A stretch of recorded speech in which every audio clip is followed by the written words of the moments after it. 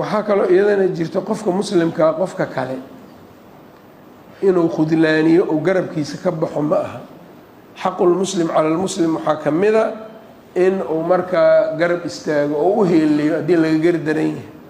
unsur akhaaka daaliman ow madluuman xadiidka nebiga oo ahaa sala allahu calayh wasalam waxaana ku jirtay oo kale walaa yakdulhu ma hoojiyo meel ou garab kaa filanayo inaad hoojisid u aamusto waxba aadan u qabanin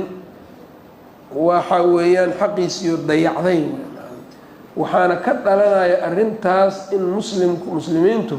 qolaba qolada kale ay fiirsato marka ayada la dhibaayo kuwa hadda aan dhibka lagu haynin ee iyagu aan kuwaas kale u damqanayninba la dhibaayo marka kuwaas laga soo jeestay kuwaan loo soo jeesto kuwaa wixii ka haray ayaguna waa ku farxayaan kuwaan marka yacni ukhuwadii iyo walaaltinimadii muslimiinta ayaa meeshii marka ku kala siisiibmaysa waxaa ka daran inuu ka nabadgeli waayana waa kasii daran tahay isagoo haddana dhib lagu haayo hadduu ka nabadgelayninna oo cadowgiisiiba uu kala jiro yacni ka aamuska iyo inaad garabkiisa ka baxdaa dembi ah xaqiisiiood aad ka tagtay ah inaad adiga marka isagoo dhib ugu sii ziyaadaysidna waa kasii daran tahay oo dadka muslimiinta un la dhibo keliya oo la burburiyo la baabi'iyo la rafaadiyo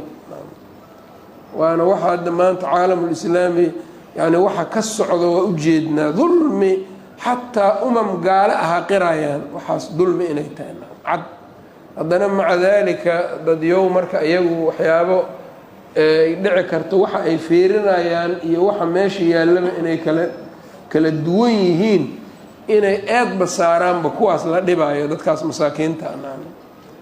oo meel walba laga dhina ayagu eed sii saaraan banaan marka sharcigu waxaas yacni qofka walaalka ah xataa hadduu faasiq yahay faasiq haddii uu yahay waxa lagu haystaana ay tahay lagu dhibaayana ay aslu diin ay tahay inaad garab istaagto oo walaaltinimada fisqiga ma baabi'inayo walaaltinimada ma bixinayo meesha ka saari maayo leanna maxaa yeele qofkii gaal ma ahno diintii kama bixin walaaltinimadii waa joogtaa marka